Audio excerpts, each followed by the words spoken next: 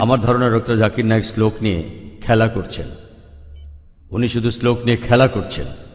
ইসলাম এই পৃথিবীর মানুষকে ভাগ করেছে দুই ভাগে, একটা হলো মুমিন, আরেকটা হলো কাফের। অবশ্যই আমরা ইসলাম ধর্মের এই কথাগুলো বিশ্বাস করি না, মানতেও পারি না। তাই ইসলাম ধর্ম যেভাবে আমাদের উপর সর্বজনীন ভ্রাতৃত্বকে চাপিয়ে দিচ্ছে, সেটা আসলে কখনোই সম্ভব না। ইসলাম মানুষের মধ্যে শুধু বিভেদ তৈরি করে। তাদের মধ্যেও আছে শিয়া, সুন্নি, এছাড়াও ইসলামে আরো 70টা গোত্র আছে। হ্যাঁ, আমি আমার প্রশ্ন করছি, সমস্যা ইসলাম এটা দিতে পারবে না। পৃথিবীতে একমাত্র হিন্দু ধর্মই আমাদের সর্বজনীন ভ্রাতৃত্ব উপহার দিতে পারবে। এক্কাম সত্তা বিপ্র বহুদা ভদান্তি, একটু আগে আপনি বললেন। ইসলাম এটা কোনোভাবেই মানে না। গরু হত্যা করছে, কাফির হত্যা করছে, তাদের সম্পত্তি কেড়ে নিচ্ছে, লুট, নারী নির্যাতন। ইসলামই বলে ভ্রাতৃত্ব, তাহলে কিভাবে আসবে? আপনার মুখে ভ্রাতৃত্বের কথা আসলে শুধু শ্লোক নিয়ে খেলা করা। আপনি আসলে হিন্দু ধর্ম বলতে গিয়ে ইসলাম ধর্ম বলে ফেলেছেন। ভাই, আপনি বেশ কিছু মন্তব্য করেছেন।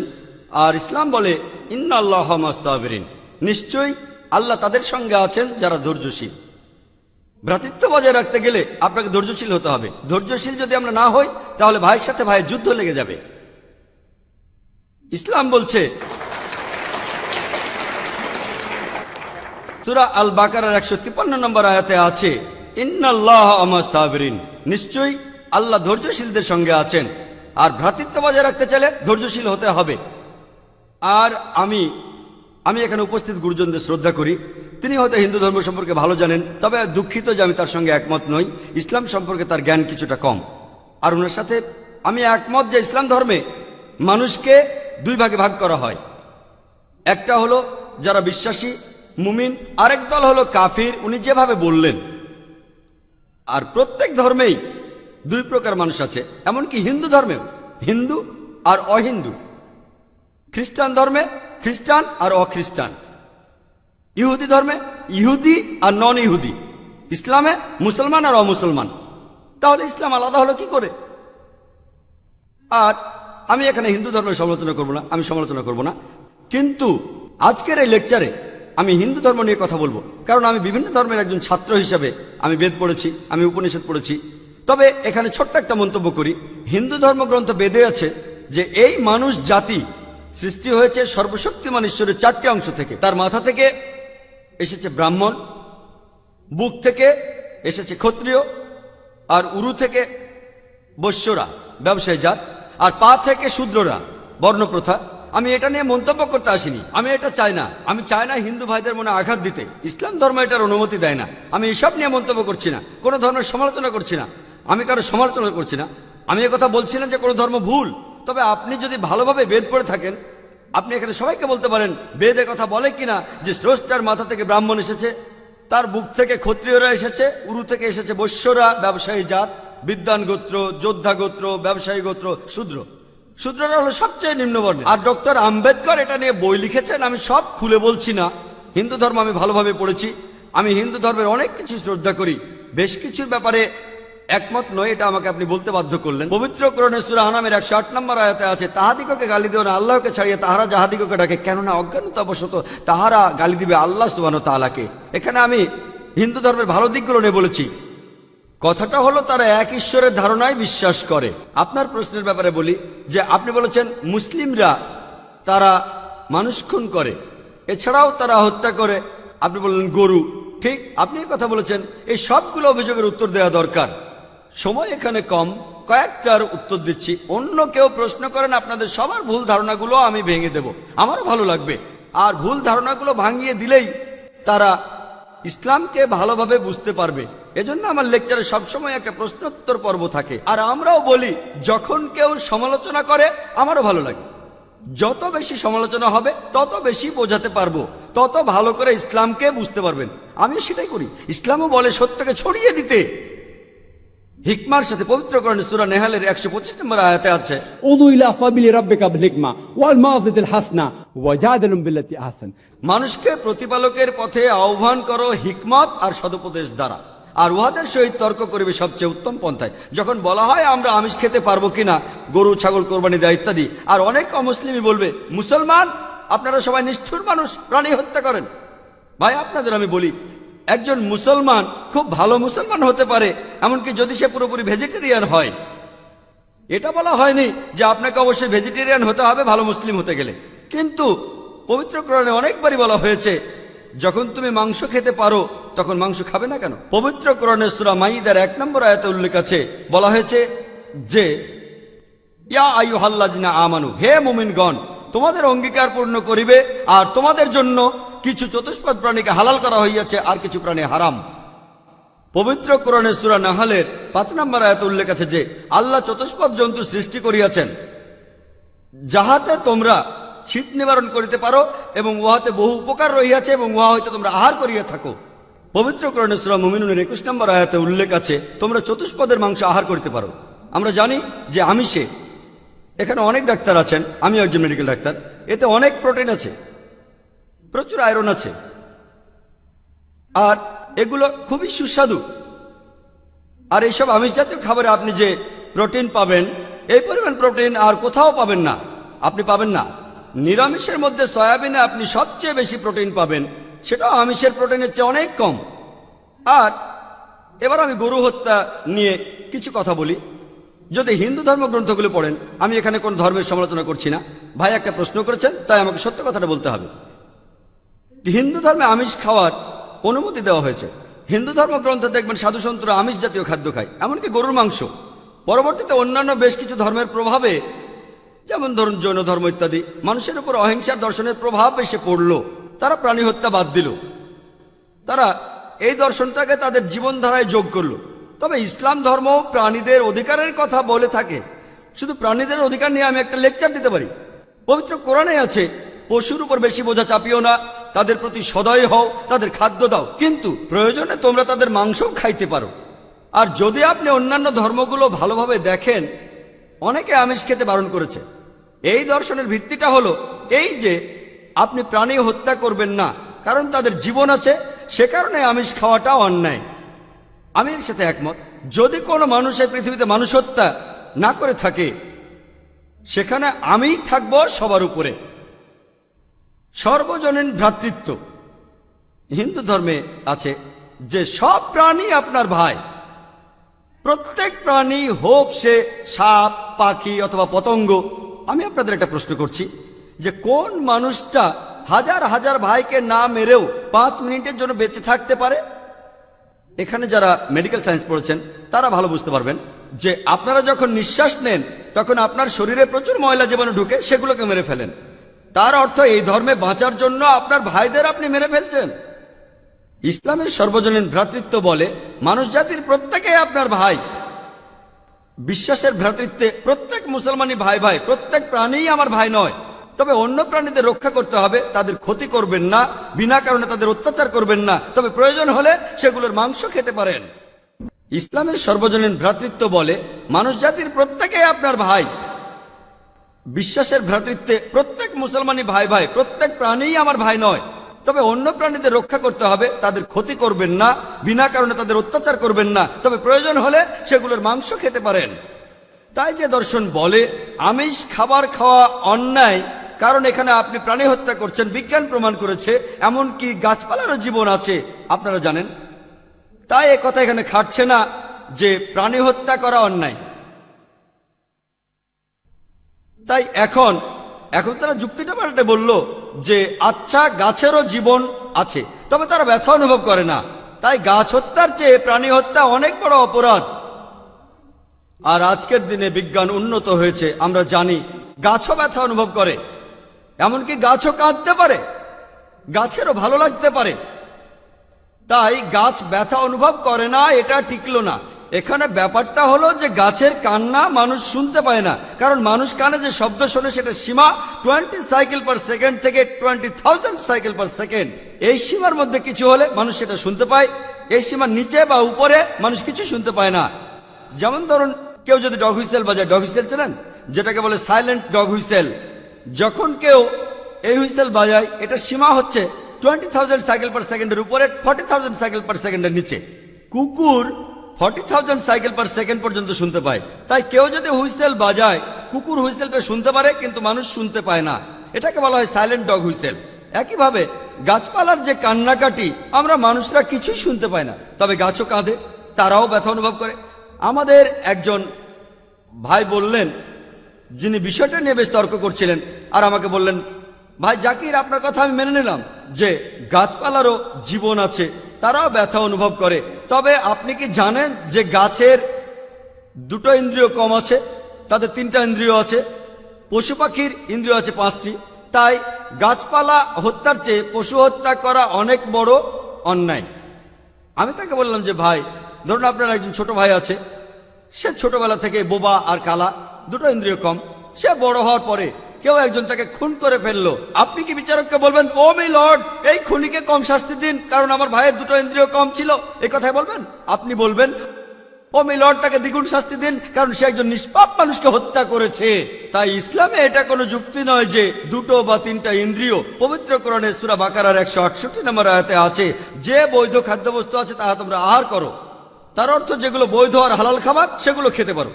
আর এ কারণে আপনারা দেখতে পাবেন যে গবাদি পশু, আল্লাহ সুবহানাহু ওয়া তাআলার ইচ্ছায় গবাদি পশু বংশ বিস্তার করে বেশ তাড়াতাড়ি, মানুষ এবং অন্যান্য পশুর তুলনায় বেশ তাড়াতাড়ি দ্রুত বংশ বিস্তার করে। যদি আপনার কথা মেনে নেই যে মানুষ কোনো গবাদি পশু খাবে না, তাহলে পৃথিবীতে গবাদি পশুর পরিমাণ অনেক বেড়ে যাবে, অনেক বাড়বে। আর বললেন গরু হত্যা করা, এ নিয়ে বই লিখেছেন মৌলানা আব্দুল করিম পারেক। গো হত্যা, গরু কোরবানি কে জন্য দায়ী? যদি ভালোভাবে দেখেন, যারা চামড়া নিয়ে ব্যবসা করে, গরুর চামড়া, মুসলিম অমুসলিম উভয়ই আছে, চামড়া, গরুর চামড়া, তারা এটা করে।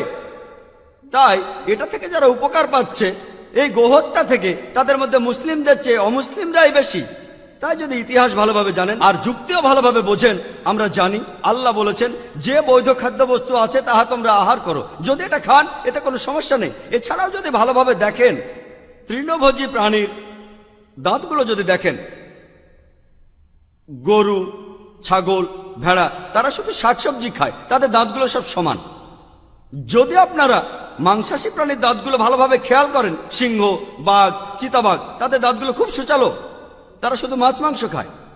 যদি আপনি মানুষের দাঁত দেখেন, আয়নায় আপনার নিজের দাঁত দেখতে পারেন, আমাদের সুচালো দাঁত আছে, সমান দাঁতও আছে। যদি সর্বশক্তিমান ঈশ্বর আমাদের শুধু নিরামিষই খেতে বলতেন, তাহলে আমাদের সুচালো দাঁত দিলেন কেন? কেন? আমিষ খাওয়ার জন্য? যদি আপনারা তৃণভোজী প্রাণীদের পরিপাকতন্ত্র ভালোভাবে খেয়াল করেন, গরু, ছাগল, ভেড়া, তাদের পরিপাকতন্ত্র শুধু নিরামিষই হজম করতে পারে। মাংসাশী প্রাণীগুলোর পরিপাকতন্ত্র, বাঘ, সিংহ, চিতাবাঘ, তারা শুধুমাত্র আমিষ হজম করতে পারে। আর আমাদের মানুষের পরিপাকতন্ত্র আমিষ নিরামিষ দুটোই হজম করতে পারে। যদি সর্বশক্তিমান ঈশ্বর আমাদের শুধু নিরামিষই খেতে বলতেন, তাহলে কেন এমন পরিপাকতন্ত্র দিলেন যেটা আমিষ নিরামিষ দুটোই হজম করতে পারে? তাই বিজ্ঞান নিয়ে যদি পরীক্ষা করেন, সৃষ্টিকর্তা আমাদের আমিষ নিরামিষ দুটোই খাওয়ার অনুমতি দিয়েছেন। আশা করি উত্তরটা পেয়েছেন। যদি আপনার অন্য কোনো প্রশ্ন, কোনো ভুল ধারণা থাকে, আমি আনন্দের সাথে তার উত্তর দেব। একবারে একটা ধারণা বলবেন যাতে আমি তা দূর করার সময় পাই। আপনাকে যেমনটা আপনি বলেছিলেন যে হিন্দুগণ পাথর, পাহাড়, পানি এইসবের যে ইবাদত করে, আমার মতে তাতে সামান্য ভুল ধারণা রয়েছে। বর্তমানে সায়েন্সও এটা মানে যে যেই সকল অচেতন পদার্থ রয়েছে তা এক শক্তি হতে উৎস। অর্থ এর মধ্যে যে শক্তি রয়েছে তাকেই আমরা আল্লাহ, খোদা বিভিন্ন নামে ডেকে থাকি। আমরা সেই শক্তি যিনি সবাইকে সৃষ্টি করেছেন, যিনি আপনার মধ্য হতে বলে, আমার মধ্য থেকে শোনে, আমার মধ্য থেকে বলে, সবার মধ্য থেকে শোনে, তাকেই আল্লাহ তাআলা বলে। তো যারা পাথরের মূর্তি পূজা করে তারা পাথরের মধ্যে নূর দেখতে পায়, আর সেই নূরের পূজা করে, যেমন বলেন কবি বলেন যে প্রথমে আল্লাহ নূর উদ্ভাসিত করে, তার কুদরতেই সকল বান্দা, একই নূরে সমগ্র জগৎ উজালা, কেই বা ভালো আর কেই বা মন্দ। তো ওই নূরকে যিনি যেখানে দেখেন, যখন একজন হিন্দু কাউকে নমস্তে করেন, তো সে মানুষকে করেন না, সে তার মধ্যে পরমাত্মাকে দেখে বলে নমস্তে, আমি তো তোমার সামনে অবনত হই। আর সে উত্তরে বলে যে নম হতে, যেমন আমরা ইসলামে বলি যে আসসালামু আলাইকুম, আমরা শান্তি চাই, এবং উত্তর দেই যে ওয়ালাইকুম সালাম। তো আমার এতটুকুই বলার ছিল যে ওই নূর যখন আমরা সর্বত্র দেখতে পাবো, তো তারপর কোনো ভ্রাতৃত্বের প্রয়োজনই থাকে না। কেননা প্রথমে হিন্দুদের মধ্যে যে পূজা তাতে বলা হয় যে अंतरिक्षा है शांति वनस्पता है शांति सर्वे भवन्तु सुखिनः सर्वे सन्तु निरामया। এর অর্থ অন্তরিক্ষে সবাই সুখী, জঙ্গলে বনস্পতিও সুখী, সবাই সুখী হোক, সবাই শান্ত হোক। এই প্রার্থনা তা হিন্দু ধর্মের ভিত্তি। প্রত্যেক ধর্মের, ইসলামের, হিন্দু ধর্মের, শিখ ধর্মের সবাই প্রত্যেকের শান্তি, সুখ, প্রত্যেকের ভ্রাতৃত্ব সম্পর্কে বলে থাকে। আপনি খুব গুরুত্বপূর্ণ প্রশ্ন করেছেন এবং সুন্দর প্রশ্ন করেছেন। আর এই প্রশ্নের মাধ্যমে কিছু মানুষের অন্তরে যে ভুল ধারণা আছে ইনশাল্লাহ সেটা দূর হবে, এবং আপনার মনে যে ভুল ধারণা আছে তাও ইনশাল্লাহ দূর হয়ে যাবে। আপনি একদম ঠিক বলেছেন যে হিন্দু ধর্ম নয়, হিন্দুগণ এটা মনে করেন যে যখন পাথর পুজো করেন তো এনার্জি, আপনি বিজ্ঞানসম্মত বলেছেন এনার্জি আপনার শরীরে আছে, আমার শরীরে আছে। এনার্জির ব্যাপারে একদম আমার কোনো মতবিরোধ নেই। হ্যাঁ, এনার্জি আছে, কিন্তু এটা বলা যে এই এনার্জি হচ্ছেন আল্লাহ, এই এনার্জি হচ্ছেন খোদা, না কোরআনে লেখা আছে না বেদে লেখা আছে। পয়েন্ট নাম্বার 1, এটা আপনার ভুল ধারণা যে এই এনার্জি হচ্ছেন খোদা। কোরআনে লেখা আছে যে তার সমকক্ষ কেউই নয়, There is nothing like it. वलम यकुल लहु कुफुवन अहद। তার সমকক্ষ কেউই নয়, এই বিষয় বাইবেলে লেখা আছে। There is nothing like unto it in the heavens above, in the earth beneath, in the water beneath the earth. ঈশ্বরের সমকক্ষ সম্ভবই নয় কোনো বস্তু, আকাশে হোক, পৃথিবীর উপরে হোক, জমিনে হোক, না কঙ্কর, না পাথর, না মূর্তি। তাই লেখা আছে বেদের মধ্যে, न तस्य प्रतिमा अस्ति। ওই ভগবানের কোনো প্রতিবিম্ব নেই, কোনো অঙ্কন নেই, কোনো ফটোগ্রাফ নেই, কোনো মূর্তি নেই। তো এটা লেখা আছে ধর্মগ্রন্থগুলোতে, কিন্তু ধর্মের অনুসারীগণ নিজেদের সুবিধার জন্য পরিবর্তন করেন। উদাহরণস্বরূপ, আপনি ধরেন একজন ব্যবসায়ী, আপনি একটা কোম্পানির মালিক, আপনার পুরনো একটা নীতিমালা আছে কিভাবে কোম্পানি চালাতে হবে, সেই নীতিতেই চলছে। আপনার একজন নতুন ম্যানেজার এসে নীতিমালা পরিবর্তন করে, আপনার নিয়মের বিপরীত কাজ করে, বলে যে এটা ভালো, এতে লাভটা বেশি হবে। আপনার কিছু নিয়ম আছে, আপনার নীতি হচ্ছে যে আমি ইমানদারির সাথে কাজ করব। আপনার ম্যানেজারের নীতি হচ্ছে ইমানদারি ছাড়েন, পয়সা বেশি আয় করতে হবে।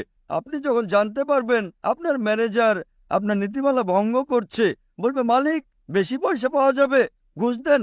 আপনি তাকে একমত হবেন, বলবেন বেশি পয়সা আমার আসুক বা না আসুক, ঘুষ দেয়া হারাম। তো এইভাবেই আল্লাহ সুবহানাহু ওয়া তাআলা ব্যক্তিগত বিষয়গুলো বলে দিয়েছেন যে কিভাবে ওই ঈশ্বরের ইবাদত করবেন।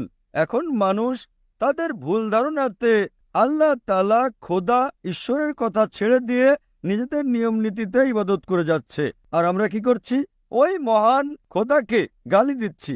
আমরা বলছি যে খোদা পুত্র জন্ম দেন, আস্তাগফিরুল্লাহ। আমরা খোদাকে ওই মূর্তিতে নিয়ে আসি, যখন লেখা আছে শ্বেতাক্ষেত্র উপনিষদে, যজুর্বেদে, न तस्य प्रतिमा अस्ति।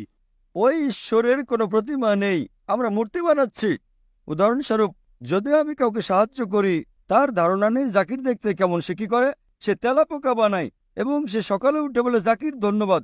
যখন আমি জানতে পারবো যে সে আমাকে তেলাপোকা বানিয়েছে, আমি কি খুশি হব? যদি সে আমাকে এমনিতেই শুধু বলতো জাকির ধন্যবাদ, যথেষ্ট, আরে ধন্যবাদ না বললেও তো চলতো, কিন্তু আমাকে তেলাপোকা বানালো, মানুষকে তেলাপোকা বানালো। আমার কিছু পরিবর্তন হোক বা না হোক, সে তো বোকা বনে যাচ্ছে না। কেমন একটা বোকা মানুষ, আমার কিছু যায় আসে না, আমি দয়ালু, বাদ দেন, আমার তেলাপোকা কি যায় আসে? আমি বলবো কত বোকা মানুষ সে, কি বোকা যে তেলাপোকার সামনে অবনত হচ্ছে। তো এইভাবে খোদা প্রত্যেক ধর্মগ্রন্থে দেখিয়ে দেন কিভাবে তার ইবাদত করতে হবে, কিভাবে তার কথা শুনতে হবে। আমরা আসি আর নিজের মতো করে ভাবতে থাকি Energy of God. কোথায় লেখা আছে এনার্জি খোদা। আপনার যে প্রশ্ন তার উত্তরটা আপনি নিজেই দিয়েছেন। আপনি একটা উদাহরণ দিয়েছেন যে হিন্দু লোক বলে নমস্তে। নমস্তে শব্দটা কোথা থেকে আসে? আপনি সম্ভবত জানেন নমস্তে আসে ইদম নামমে থেকে। ইদম নামমে মানে আমি আপনার সামনে অবনত হই, আমি আপনার ইবাদত করি, বুঝলেন? ইদম নামমে আপনি বলতে চান যে আমি আপনার মধ্যের ঈশ্বরের ইবাদত করি। উদাহরণস্বরূপ, সে লোক হচ্ছে একজন চোর, আপনি তাকে বানালেন ঈশ্বর। আপনি ঈশ্বরকে এত ঘৃণিত মনে করেন? ব্যভিচারী লোককে আপনি বলছেন ঈশ্বর, তাতে ভ্রাতৃত্ব বাড়বে না বরং কমবে। ওই ব্যভিচারীকে, ওই চোরকে, ওই ডাকাতকে আমি ঈশ্বর মনে করে থাকি, আমি তার সামনে অবনত হই, আল্লাহকে কেন গালি দেই, ঈশ্বরকে কেন গালি দেই, খোদাকে কেন গালি দেই? ইসলামেরও আপনি একটা উদাহরণ দিয়েছেন। ইসলামে আমরা বলে থাকি আসসালামু আলাইকুম। আল্লাহ তাআলার কাছে আমরা বলি এই লোককে আল্লাহ শান্তি দান করুন। যদি সে ভালো লোক হয় তো তাকে শান্তির জন্য দোয়া করা ভালো। যদি সে চোর ডাকাত হয়, আমি বলবো আসসালামু আলাইকুম। আমি বলছি হে আল্লাহ, হে রব, হে খোদা, হে ঈশ্বর, হে ভগবান, এই ডাকাতের প্রতি রহমত বর্ষণ করুন। না কোনো মন্দ কথা, না আমি আল্লাহকে গালি দিচ্ছি। তার জন্য দোয়া করছি যে তুমি অন্যায় কাজ ছেড়ে দাও আর সঠিক পথে চলে এসো। যদি আমি তাকে খোদা মানি তো সে খুশি হবে, আরো চুরি করবে, আরো ব্যভিচার করবে। কোনো ধর্মে তা শেখায় না। এটা ধর্মের অনুসারীগণ তাদের নিজেদের মন মতো করে থাকে। তাকে বলা হয় ইনোভেশন বেদাত। যেরকম ভাবে খোদা বলেছেন তার ইবাদত করার জন্য, ওইভাবেই আমাদের ইবাদত করা উচিত। পরিবর্তন করব, আমরা বুঝি যে ভ্রাতৃত্ব বৃদ্ধি পাবে, ভ্রাতৃত্ব বাড়বে না বরং কমে যাবে। কিন্তু যদি আমি আপনাকে বলি অবতার সিং আসসালামু আলাইকুম, আমি আল্লাহর কাছে দোয়া করি যে আপনার উপর রহমত হোক, শান্তি বর্ষিত হোক, আপনি আমাকে বলেন এতে ভ্রাতৃত্ব কি বেশি হবে, নাকি এটা বললে হবে যে আমি আপনাকে ঈশ্বর মানি, তারপর আপনার কথা আমি মেনে চলবো? তারপর আপনি আমাকে বলবেন যে এসো ভাই মদ পান করি, এসো ভাই মেয়েদের নিয়ে রাত কাটাই। তা আমি কি বলবো যে আমার ভগবান আমাকে ডাকে? তো এটা বলা যে আসসালামু আলাইকুম মানে হচ্ছে আমি আল্লাহর কাছে দোয়া করি যে এই ব্যক্তির প্রতি আল্লাহ শান্তি বর্ষণ করুন। ভালো মানুষের জন্য শান্তির জন্য দোয়া করা ভালো কথা, মন্দ লোকের জন্য শান্তির জন্য দোয়া করা ভালো কথা। এইভাবে ইসলামে যে নীতি রয়েছে তাতে কারো ক্ষতি হয় না, না এটা কোনো ক্ষতিকারক। তা ভ্রাতৃত্বের জন্য উত্তম পন্থা। আর কোরআনে বলা হয় সূরা নিসা সূরা নম্বর 4 আয়াত নম্বর 86 وإذا حييتم মানে যদি কেউ আপনাকে সালাম দেয় তো আপনি তার চেয়ে সুন্দরভাবে সালামটা দেবেন, কমপক্ষে তার মতো করে। কেননা আল্লাহ তাআলা হিসাব রাখেন। মানে যদি আপনি আসসালামু আলাইকুম বলেন, আমার বলা উচিত ওয়ালাইকুম আসসালাম ওয়া রাহমাতুল্লাহ।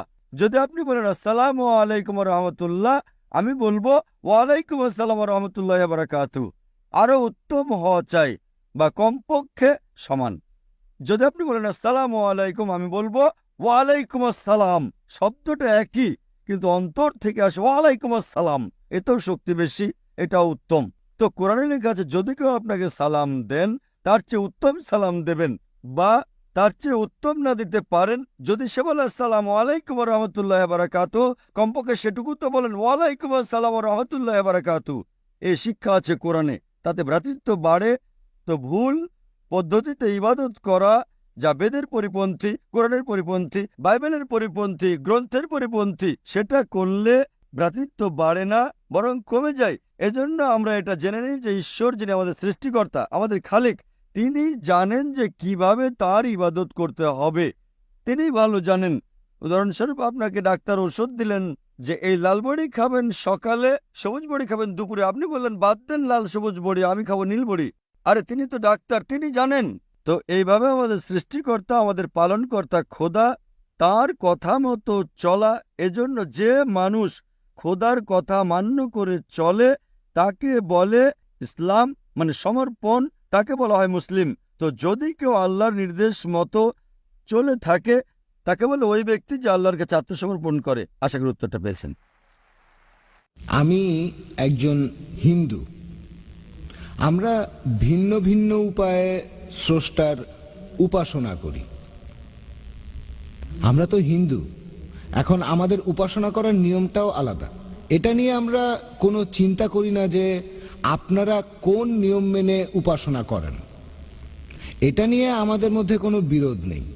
যদি কেউ মন থেকে করে তাহলে তাতে কোনো সমস্যা নেই।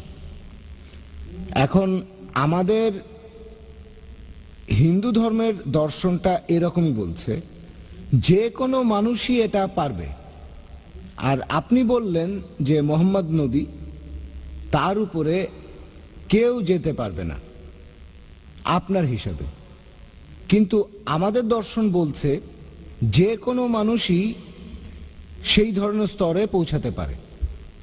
আপনার কি মনে হয়, আপনি ওই স্তরে যেতে পারবেন?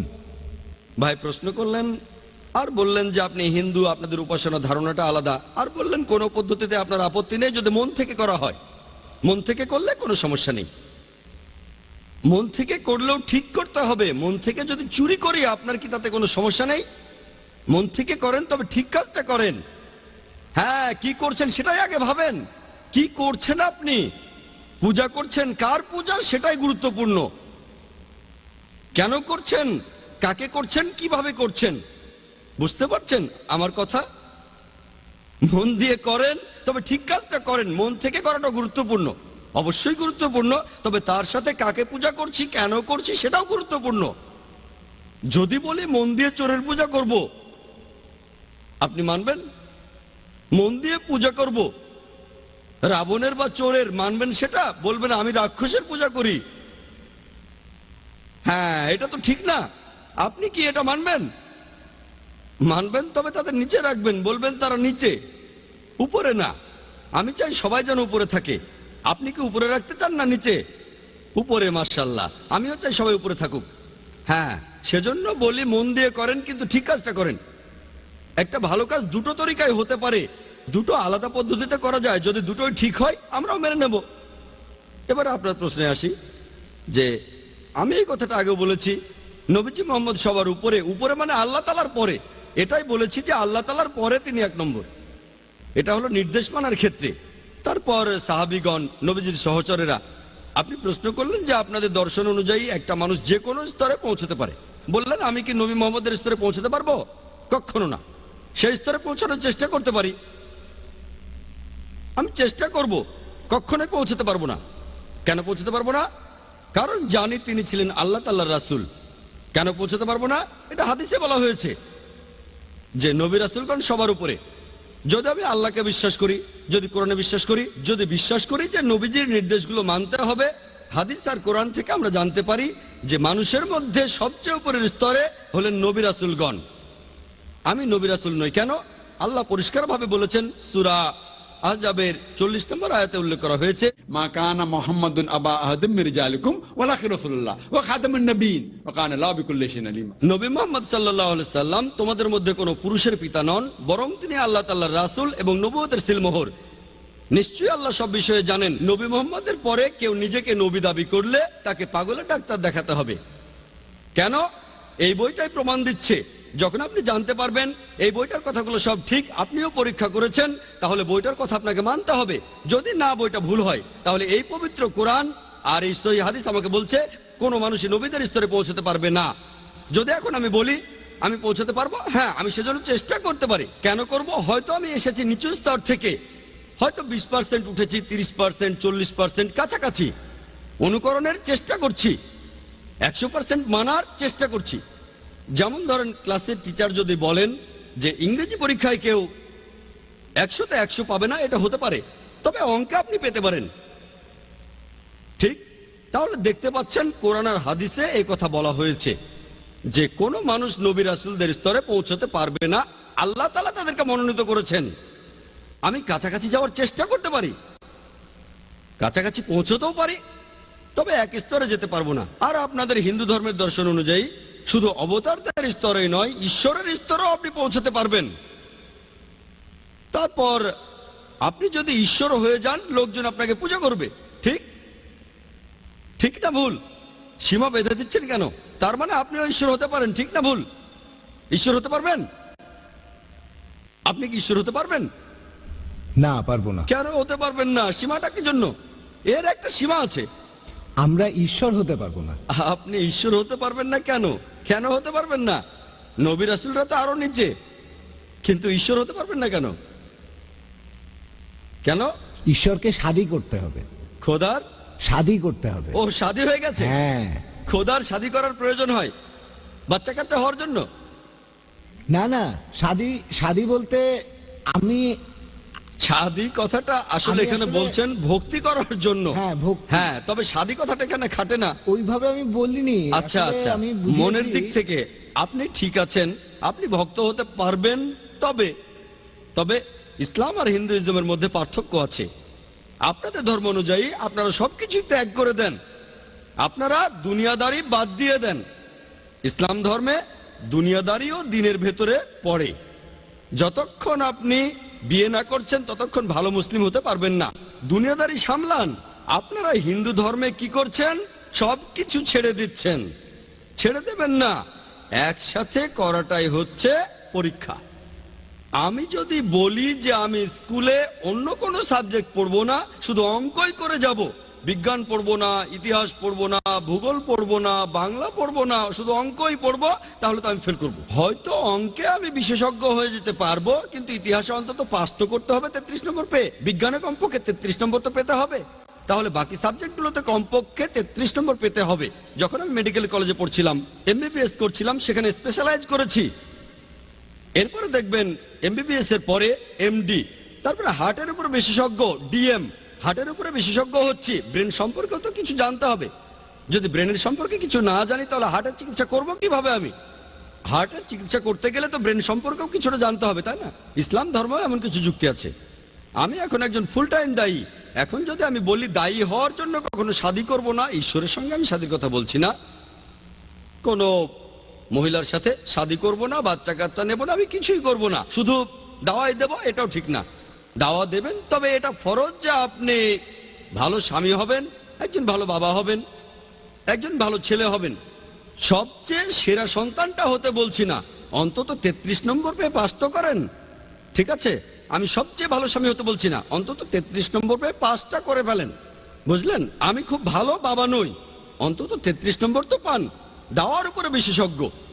আপনি দেখবেন যে ইসলামে আমরা ভগবানের স্তরে যেতে পারবো না। কেন? কারণ ভগবান হতে আমরা পারবো না। আমরা মানি যে ভগবান তো মানুষই নন, তাই যেতে পারবো না।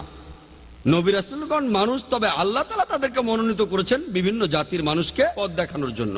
তারা সবাই আল্লাহর মনোনীত, তবে তারা মানুষ, ভগবান নন। আমরা তাদের পূজা করব না, তাদের পূজা করব না, তাদের ইবাদত করব না, তাদেরকে সম্মান করব, তাদের কথাগুলো মেনে চলবো। এই হলো পার্থক্য। আমাকে মাফ করবেন,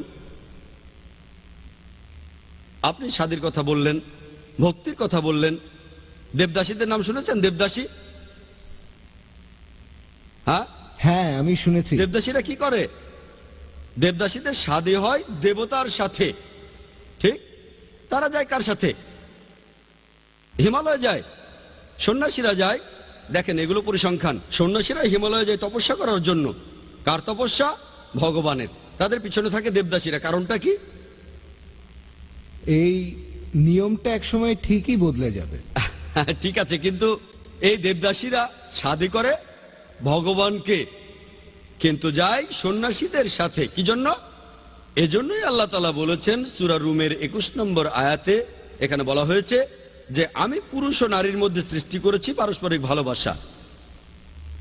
যদি আপনি কোনো মহিলাকে দেখেন, আপনার যৌন প্রবৃত্তি কিছুটা হলেও সাড়া দেবে।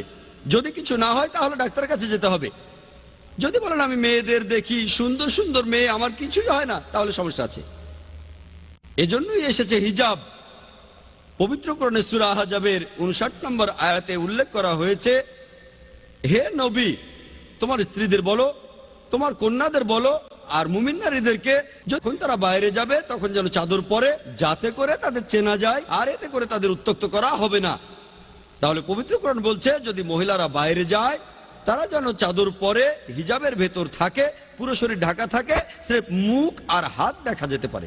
বাইবেলেও কথা লেখা আছে, পড়ে দেখেন, বাইবেলেও আছে যে মাথা ঢেকে রাখো। হতে পারে যে ডেভিড ভাই তার স্ত্রীকে বলবেন যে বাইবেলে তোমাদের মাথা ঢেকে রাখতে বলেছে। হয়তো এই কথা বলবেন তার বোনকে বা তার মাকে, যে আমি জানতে পারলাম তোমাদের ভদ্র পোশাক পরা উচিত, মাদার মেরির মতো। হয়তো ওনার বোনকে বলবেন আগামীকাল বা আজকে, অথবা তার মাকে। আর তিনি বিবাহিত হয়ে থাকলেও ভালো, তার স্ত্রীকেও বলবেন যে দেখো, এই কথাটা বাইবেলে লেখা আছে। ভদ্রতা বেদেও একই কথা আছে। বেদ পড়েছেন ভাই? ঋগ্বেদে আছে, ব্রহ্মা তোমাদের সৃষ্টি করেছেন নারী হিসেবে, অতএব দৃষ্টি নিচু করো আর মাথা ঢেকে রাখো, মাথায় কাপড় দাও। আপনাদের বেদে লেখা আছে। তাহলে বেদেও কথা লেখা আছে যে মহিলারা তারা তাদের মাথা ঢেকে রাখবে, তারা দৃষ্টি নিচু করবে। আমার ভিডিও ক্যাসেটে আছে সিমিলারিটিজ বিটুইন হিন্দুইজম এন্ড ইসলাম, এটা দেখেছেন? আচ্ছা, দয়া করে ওনাকে একটা ভিসিডি দেবেন, সিমিলারিটিজ বিটুইন হিন্দুইজম এন্ড ইসলাম, এই ভিডিওটা। আর খ্রিস্টান ধর্ম সম্পর্কে যা বলেছি সেটার উপরে আরো 3-4 ঘন্টা বলে যেতে পারবো। সাদৃশ্য, আমরা সাদৃশ্য নিয়ে বলবো, পার্থক্যগুলো এখন ভুলে যাব। দেখেন ভাই, আপনারা দুজনেই পবিত্র কোরআনে সূরা ইমরানের 64 নম্বর আয়াতে বলা হয়েছে তাআলা ইলা কালিমাতিন সাওয়াইম বাইনানা ওয়া বাইনাকুম, এসো সেই কথাই যাহা আমাদের ও তোমাদের মধ্যে এক। দেখেন, কোনো তর্ক করছি না। বাইবেল আল্লাহর বাণী, কোরআন আল্লাহর বাণী। আপাতত এই প্রসঙ্গটা বাদ দেই। বেদ আল্লাহর বাণী কিনা সেটা পরে হবে। আপনি মানেন সেটাই আল্লাহর বাণী, ভালো। আপনি মানেন বাইবেল আল্লাহর বাণী, ভালো। আমি মানি কোরআন আল্লাহর বাণী। যেগুলো কমন আসেন সেগুলো আমরা মেনে চলি, সহজ।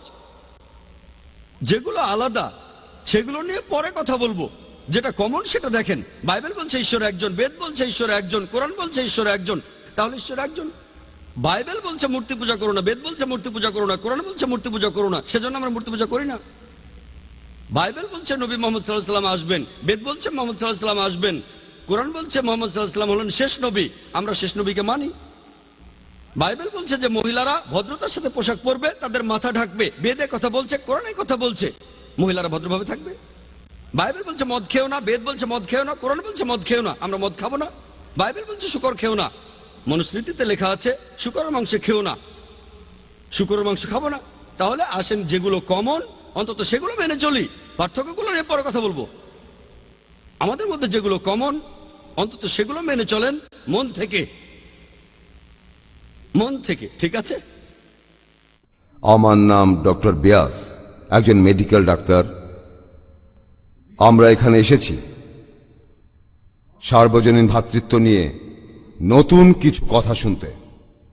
আমরা এখানে ইসলাম ধর্মের ওপর কোনো লেকচার শুনতে আসিনি। আমি এখানে আপনাকে অনুরোধ করব, আপনি বলুন এই পৃথিবীর ভ্রাতৃত্ববোধের কিছু কথা। এখন এটা সার্বজনীন ভ্রাতৃত্ব। আমি এখানে জানতে আসিনি বিশ্বজগতের অন্য কোথাও আমাদের কোনো ভাই আছে কিনা। ইন্ডিয়াতে অনেক ভাই আছে, তাই আমরা ইন্ডিয়ান ভ্রাতৃত্বের কথা বলবো। আর এই দেশে মানুষের ভ্রাতৃত্ব কিভাবে দেশের ইতিহাসকে গত 100 বছরে কতখানি প্রভাবিত করতে পেরেছে। ভাই, আপনি খুব সুন্দর প্রশ্ন করেছেন, খুবই প্রাসঙ্গিক প্রশ্ন। তিনি বললেন যে আজকে তিনি এসেছেন সর্বজনীন ভ্রাতৃত্বের কথা শুনতে, আর আমি এখানে বলেছি শুধুমাত্র এই পৃথিবীর ভ্রাতৃত্বের কথা। আর এই পৃথিবীর বাইরেও কি কোনো ভ্রাতৃত্ব আছে?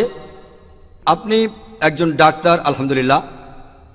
আর আমার লেকচার যদি শোনেন, যদি আপনি একটু মন দিয়ে শোনেন, আমি বলেছি আমরা এক সর্বশক্তিমান ঈশ্বরে বিশ্বাস করি, যিনি এই পৃথিবী সমূহের প্রতিপালক, রাব্বুল আলামিন। পৃথিবী সমূহের প্রতিপালক অর্থাৎ বিশ্বজগতের প্রতিপালক আমাদের এই পৃথিবী সহ। এই ভ্রাতৃত্বটা হলো বিশ্বজগতের, পৃথিবীর অথবা ইন্ডিয়া। আপনি কি বলেন? হ্যাঁ ভাই, ঠিক আছে, আগে উত্তরটা শোনেন। এক এক করে আমি আপনাদের সবার প্রশ্নের উত্তর দিয়ে দেব। আগে এই উত্তরটা দিয়ে তারপর আপনার প্রশ্নে আসছি, সমস্যা না। আমি এখানে আছি, আপনাদের সবার প্রশ্নের উত্তর দেবো ইনশাআল্লাহ। প্রথমে এই ভদ্রলোকের উত্তর দেই। তিনি যে প্রশ্ন করেছেন সেটার উত্তর আগে দেই। তিনি আমার কাছে ভ্রাতৃত্ব সম্পর্কে জানতে চেয়েছেন। আর সর্বজনীন ভ্রাতৃত্ব শুধুমাত্র এই পৃথিবীর ভ্রাতৃত্বকেই বোঝায় না। আর পবিত্র কোরআনের কথা অনুযায়ী সূরা আল সূরার 29 নম্বর আয়াতে উল্লেখ আছে যে আল্লাহ সুবহানাহু ওয়া তাআলা এই আকাশমণ্ডলী আর পৃথিবী সৃষ্টি করেছেন আর সেখানে জীবজন্তু ছড়িয়ে দিয়েছেন। তার অর্থ পবিত্র কোরআন বলছে যে এই পৃথিবী ছাড়াও এই বিশ্বজগতে অনেক প্রাণী আছে। পৃথিবী ছাড়া অন্য গ্রহেও প্রাণী আছে।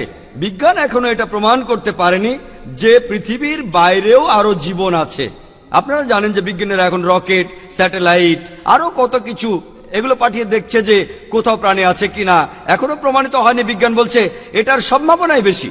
তবে কোরআন বলছে এই পৃথিবীর বাইরেও প্রাণ আছে। আমরাও এটা বিশ্বাস করি। সর্বজনীন ভ্রাতৃত্ব শুধুমাত্র এই পৃথিবীর জন্য নয়, এটা অন্যান্য সমস্ত পৃথিবীর জন্য। আর আপনি ঠিকই বলেছেন, এই ভ্রাতৃত্ব ইন্ডিয়ার জন্য, পুরো পৃথিবীর জন্য। আর এই ভ্রাতৃত্ব বজায় রাখার জন্য যদি আমার লেকচার শুনে থাকেন তাহলে সেগুলো আমি বলবো না। আমাদের কিছু নৈতিকতা থাকা উচিত যে কোনো একজন মানুষ অন্য কোনো মানুষকে খুন করবে না, সে ডাকাতি করবে না, সে দান খয়রাত করবে, প্রতিবেশীদের ভালোবাসবে, কারো পেছনে নিন্দা করবে না। সে খেয়াল রাখবে যখন সে ভরপেটে থাকে তখন যেন তার প্রতিবেশীও ভরপেটে থাকে। সে খেয়াল রাখবে সে যেন মদ পান না করে। মাদকদ্রব্য সর্বজনীন ভ্রাতৃত্বকে ছড়ানোর পথে একটা বাধা। পেছন থেকে নিন্দা করবে না, সে কারো নিন্দা করবে না। আর এভাবে কাজ করলে সর্বজনীন ভ্রাতৃত্ব শুধুমাত্র ইন্ডিয়ায় নয়, শুধু এই পৃথিবীতেই নয়, পুরো বিশ্বজগতে বিরাজ করবে। হতে পারে যে আপনি আমার পুরো লেকচার মন দিয়ে শোনেননি। আমার লেকচার আলহামদুলিল্লাহ এই বিষয়টার উপরই ছিল সেটা। আর এখানে আমি ইন্ডিয়া, আমেরিকা, এই পৃথিবী আর পুরো বিশ্বজগতের কথা বলেছি। আর এটা শুধু তখনই বিরাজ করবে যদি সব ধর্মের অনুসারীরা বিশ্বাস করা শুরু করে যে সৃষ্টিকর্তা পুরো মানবজাতির স্রষ্টা, সকল প্রাণীর স্রষ্টা, হোক সেটা ইন্ডিয়ায়, হোক আমেরিকায় অথবা পৃথিবীর বাইরে, আমাদের সৃষ্টিকর্তা কেবলমাত্র একজনই। আর প্রত্যেকটা ধর্মেই আসলে বলে থাকে একজন সৃষ্টিকর্তার কথা, যেটা আমি আগেই খুলে বলেছি। ঈশ্বরের ধারণা সম্পর্কে বিস্তারিত জানার জন্য আমি একটা লেকচার দিয়েছি, প্রধান ধর্মগুলোতে ঈশ্বরের ধারণা। এখানে অন্যান্য ধর্মে ঈশ্বরের ধারণা সম্পর্কে বিস্তারিত বলা হয়েছে, যেমন শিখ ধর্ম আর পার্সি ধর্ম ইত্যাদি। এখানে বিস্তারিত বলা আছে। যদি আপনি আরো বিস্তারিত জানতে চান কিভাবে ভ্রাতৃত্ব বজায় থাকবে, আপনারা আমার এই ভিডিও ক্যাসেটটা কিনে নিয়ে গিয়ে দেখতে পারেন। এই ক্যাসেটটা বাইরে যে কোনো ভিডিও দোকানে পাবেন। প্রশ্ন বাম দিকের মাইক থেকে। আজ এই অনুষ্ঠানে আসতে পেরে আমার খুবই ভালো লাগছে। আপনার এই মূল্যবান কথাগুলো সবারই কাজে আসবে। আমরা আপনার লেকচার শুনে খুবই মুগ্ধ হয়েছি, অনেকের দৃষ্টিভঙ্গিও বদলেছে। আমার নাম রাম দাস, ইলেকশন বোর্ডের পার্সেস অফিসার। আমি একজন হিন্দু, তারপরও আমি ইসলাম ধর্মকে অনেক শ্রদ্ধা আর ভালোবাসি। আমি আপনার কথার সাথে একমত যে হিন্দু ধর্ম কখনোই মূর্তি পূজার কথা বলে না। আসলে আমাদের হিন্দু ধর্মকে সবসময় প্রভাবিত করেছে তথাকথিত ধর্মীয় নেতারা। তারা মানুষকে ভুল পথে নিয়ে যাচ্ছে। শতকরা 90% হিন্দু ভুল পথে চলে যাচ্ছে মূর্তি পূজার নামে। বেদ আর উপনিষদ কখনই মূর্তি পূজার কথা বলে না। যেটা বলা হয়েছে সেটা রু এটা কথা বলা হয়েছে রু খোদা কি ইনায়েতে হ্যায়। এই রুকে খ্রিস্ট ধর্মে আত্মা বলা হয়, ইসলাম ধর্মে রুহ, হিন্দু ধর্মেও আত্মা। এটা খুবই দুর্ভাগ্য যে সব ধর্মের তথাকথিত ধর্মীয় নেতারাই, এতে কোনো রকমের সন্দেহ নেই, হোক সে মুসলিম, খ্রিস্টান বা হিন্দু, এতে কোনো রকমের সন্দেহ নেই পৃথিবীর সব মানুষকে ভুল পথে পরিচালিত করেছে। আপনার কাছে আমার প্রশ্ন, আপনি একজন যথেষ্ট জ্ঞানী মানুষ। আমার আগে এক ভদ্রলোক প্রশ্ন করেছিলেন, তিনি ঠিকই বলেছিলেন ইসলামের অতীত খুব গৌরবের, তবে বর্তমান সময়ে পৃথিবীতে ইসলাম সবার জন্য একটা হাসির খোরাকে পরিণত হয়েছে। এর কারণ হলো ইসলামের ঠিকাদাররা, নেতারা ঠিক হিন্দু নেতাদের মতোই তাদের অনুসারীদের ভুল পথে নিয়ে যাচ্ছে, ভুল জিনিস শিখাচ্ছে। কোনো হিন্দু ভাই যদি কোনো মুসলিমকে রক্ত দেয় সে হয়তো বেঁচে যাবে, যদি কোনো হিন্দু কোনো একজন মুসলিমকে রক্ত দেয় তাহলে তার জীবন বাঁচলো। এখানে এটা কি হতে পারে? যেহেতু হিন্দু রক্ত নিয়েছে তাই সে হিন্দু হয়ে যাবে? এটা আমার প্রথম প্রশ্ন। প্লিজ আরেকটু সময় দিন, আমার আরেকটা প্রশ্ন আছে। এখানে ধরেন যার জীবন বাঁচলো সে তো দোয়া করবে, আসো বাবা আসো, আমার জীবন বাঁচিয়েছ। রক্তের বিভিন্ন গ্রুপ আছে, এ পজিটিভ, বি পজিটিভ। এখানে তো জীবন বাঁচানোর প্রশ্ন, এখানে কি ধর্মের গুরুত্বটা বেশি? এটাই প্রথম প্রশ্ন। আর এখানকার লোকজন আত্মাকে চিনতে চায় না, বস্তুর চাহিদা মিটলেই তারা খুশি। ইসলাম সবাইকে ভালোবাসার কথা বলে, সব ধর্মই ভালোবাসার কথা বলে, কিন্তু ইসলাম ধর্ম সেই ভালোবাসা অর্জনের কথা বলে, কিভাবে ভালোবাসা অর্জন করতে হবে। এই জন্য ইসলামে জাকাত আছে। এই জাকাত গরিব মানুষদের সাহায্য করা, প্রতিবেশীকে সাহায্য করা, গরিবের মেয়ে বিয়ে হচ্ছে না বিয়ে দিয়ে দাও, গরিবকে সাহায্য করা। অন্য কোনো ধর্ম ইসলামের মতো এত মহান নয়। এটা খুবই মহান ধর্ম। দুর্ভাগ্যের কথা বাস্তব এর কোনো প্রয়োগ হচ্ছে না। তাই আগের ভদ্রলোক বললেন মাদ্রাসাগুলো স্বচ্ছ হওয়া উচিত। সত্যি বলতে আপনারা ধর্মীয় নেতাদের বোকামির কারণে ইসলাম ধর্ম উপরে উঠছে না, বরঞ্চ বরবাদ হয়ে যাচ্ছে। খ্রিস্টান ধর্ম, তারা পৃথিবীতে রাজত্ব করতে চায়, তারা ইসলামের ক্ষতি করতে চায়। ইসলামের প্রতি খ্রিস্টানদের মনোভাব বিরূপ। হিন্দু ধর্ম, তারা এখানে ঠিক থাকতে চায়, স্বাভাবিক। তাহলে এরাই হলো ধর্মীয় নেতা। তারা জানে না রুহ কি। রুহ হলো আল্লাহর দয়া। উপনিষদে আছে, ইসলামে আছে, বাইবেলে আছে। আর সব ধর্মই বলে ভালোবাসা, ইসলামও বলে। এটাই আমার প্রথম প্রশ্ন। দ্বিতীয় প্রশ্নটা হলো, হিন্দু ধর্ম নারীকে খারাপ চোখে দেখে, ইসলামও খারাপ চোখে দেখে। খ্রিস্টান ধর্ম, পৃথিবীতে নারী না থাকলে, আপনি একটু আগে একজনকে বললেন যে পুরুষ লোক বাচ্চা জন্ম দিতে পারে না। হ্যাঁ, পুরুষ লোক কোনো বাচ্চা জন্ম দিতে পারে না। বাচ্চার জন্ম দেন মা, একজন নারী।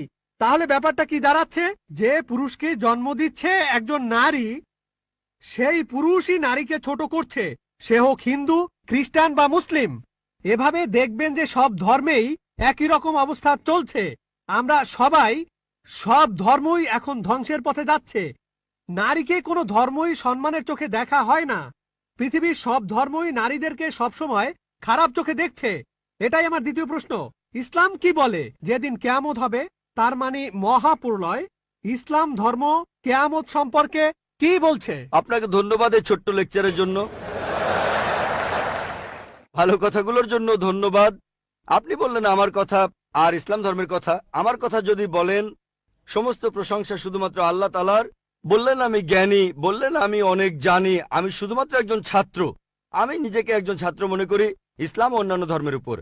আপনি দুটো প্রশ্ন করলেন, প্রথমটা রূহ নিয়ে, তারপর নারী নিয়ে। এছাড়াও আপনি বেশ কিছু মন্তব্য করেছেন। আপনি বললেন তথাকথিত ধর্মীয় নেতারাই সমস্যা তৈরি করছে। বেশিরভাগ ব্যাপারে আমি একমত। এছাড়াও আপনি মন্তব্য করলেন যে ইসলামের বদনাম করা হচ্ছে, ইসলামের ধর্মীয় নেতাদের কারণে এটা হচ্ছে, ইসলামের বদনাম ছড়াচ্ছে এদের কারণেই। অন্যান্য ধর্মের ধর্মীয় নেতাদের কথা যদি বলি, তারা তাদের অনুসারীদের ধর্মগ্রন্থ পড়তে দিতে চায় না। এখন আমি যদি ইসলামের কথা বলি সামগ্রিকভাবে, আমি ইসলামের ধর্মীয় নেতাদের উপর দোষ চাপাবো না, তারা দোষী নয়। সামান্য কিছু কুলাঙ্গার থাকতে পারে, খুবই সামান্য, হাতে গোনা কয়েকজন এমন নেতা থাকতে পারে যারা ভুল পথে নিচ্ছে, কিন্তু এরা সংখ্যায় অনেক কম। মিডিয়া তাদের বেছে নেয় আর এমন ভাবে তুলে ধরে যেন ইসলামের প্রত্যেক ধর্মীয় নেতাই এইরকম। তাই ইসলাম ধর্মের বিভিন্ন নেতা, বিশেষজ্ঞ, ওলামার কথা যদি বলতে হয়, তাদের ভালোবাসি, তাদের শ্রদ্ধা করি। হাতে গোনা কয়েকজন, খুবই সামান্য তারা, এরাই মানুষকে ভুল পথে নিয়ে যায়। তবে সামগ্রিকভাবে আলহামদুলিল্লাহ, তারা সব ভালো কথা বলেন, তারা ইসলামের কথা বলেন, আমরা তাদের ভালোবাসি, শ্রদ্ধা করি। অন্য ধর্মের ছবিটা আলাদা। পৃথিবীর বেশিরভাগ ধর্মীয় নেতারা, অন্য ধর্মের নেতারা, তারা এটা করে না। তারা তাদের অনুসারীদের ধর্মগ্রন্থ পড়তে দিতে চায় না। যেমন আপনি বললেন হিন্দু ধর্ম মূর্তি পূজা করতে নিষেধ করে, কিন্তু 90% হিন্দুই মূর্তি পূজা করে, কারণ এরা চায় না যে অনুসারীরা তাদের ধর্মগ্রন্থটা পড়ুক। আপনার প্রশ্নতে আসি। বললেন যে কোন হিন্দু এক মুসলিমকে রক্ত দিল, সেই মুসলিমের জীবন বাঁচল। জীবন বাঁচানোটাই বড় কথা। এখানে সমস্যা কি? সেই মুসলিম কি হিন্দু হয়ে যায়? হিন্দুকে কোনো মুসলিম রক্ত দিলে সেই হিন্দু কি মুসলিম হয়ে যায়? আল্লাহ পবিত্র কোরআনে বলেছেন, সূরা মাইদার 32 নম্বর আয়াতে উল্লেখ করা হয়েছে, যদি কেউ কোনো মানুষের জীবন বাঁচায়, যদি কোনো লোক, হোক সে মুসলিম বা অমুসলিম, অন্য কোনো মানুষের জীবন বাঁচায়, হোক মুসলিম বা অমুসলিম, তাহলে সে যেন পুরো মানুষ জাতিকে বাঁচালো। তাহলে যদি কোনো মানুষ অন্য কাউকে রক্ত দেয় আর তার জীবন বাঁচায়, মুসলিম হিন্দুকে রক্ত দিক বা হিন্দু মুসলিমকে রক্ত দিক, সে যেন পুরো মানুষ জাতিকেই বাঁচালো। আরো বলছে, যদি কেউ কোনো মানুষকে হত্যা করে আর সেটা হত্যার অপরাধ বা বিশৃঙ্খলা তৈরির অপরাধ না হয়, তাহলে সে যেন পুরো মানুষ জাতিকেই হত্যা করলো। তবে কোনো মানুষের জীবন বাঁচানো ভালো কথা, একটা ভালো কাজ, উঁচু মানের কাজ,